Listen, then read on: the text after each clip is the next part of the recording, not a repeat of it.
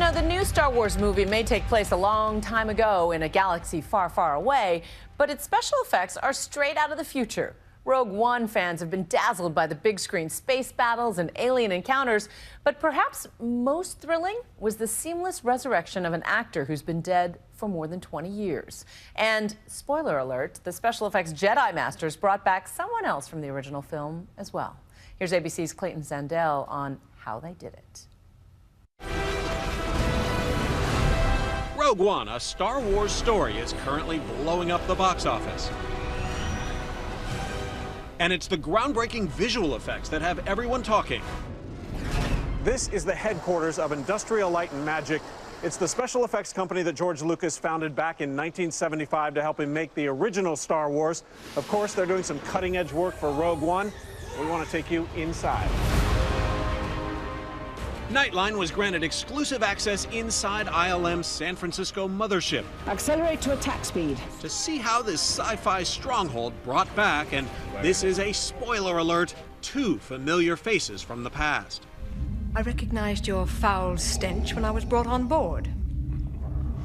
Charming to the last. Recreating a 19-year-old Carrie Fisher before she passed away last week, and Peter Cushing, who died in 1994. Prepare for the jump to hyperspace and inform Lord Vader. This monumental cinematic task fell to John Knoll and his team. Why was it so important to have Tarkin and Leia in Rogue One?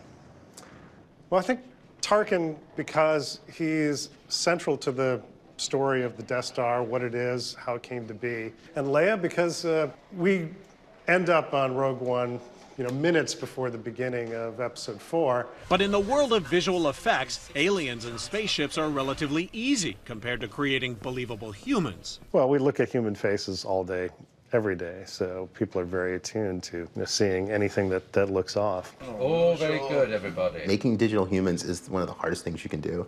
And so we were very, very immediately excited and immediately terrified.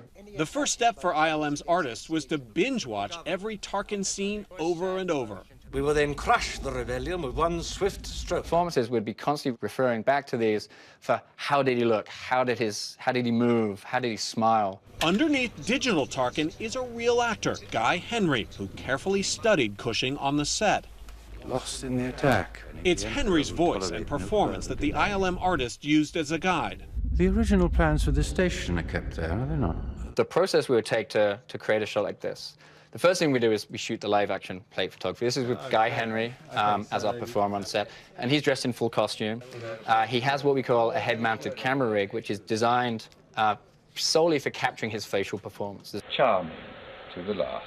This is the earliest test. It's the first time we ever saw Guy's motion transferred onto Guy's model and then put onto Tarkin's an early likeness. The problem is Cushing's performance and Henry's performance didn't always match. That required painstaking, sometimes frame-by-frame adjustments, constantly refining the most subtle details you can imagine, like lips.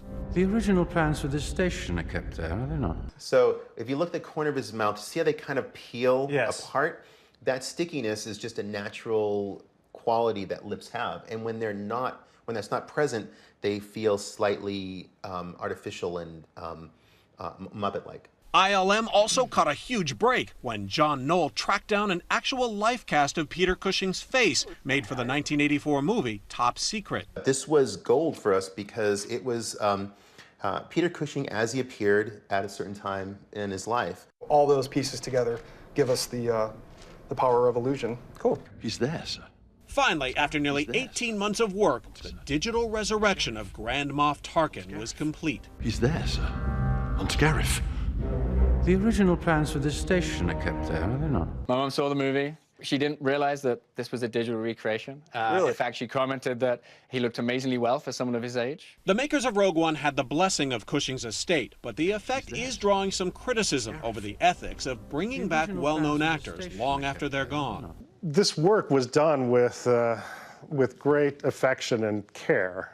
Some of the objections I've heard about this is makes references to the Fred Astaire with the Dirt Devil. Nothing escapes the power of a Dirt Devil. Or Audrey Hepburn selling chocolate. But that's not what we've done here.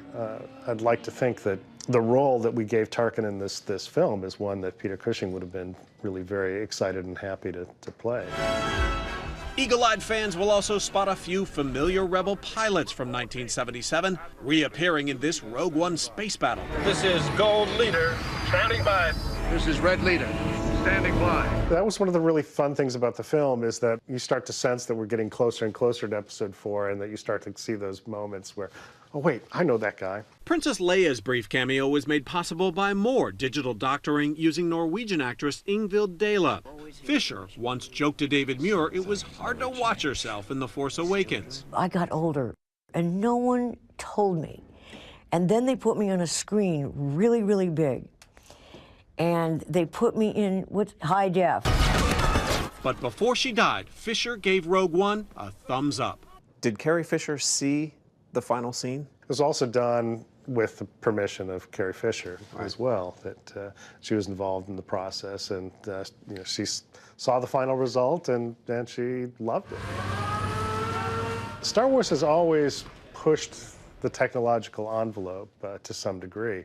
The first Star Wars film represented a revolution in visual effects techniques. I think it's entirely appropriate that we be using the Star Wars films to move the bar. For Nightline, I'm Clayton Sandell in San Francisco. And Lucasfilm is, of course, owned by Disney, which is the parent company of ABC.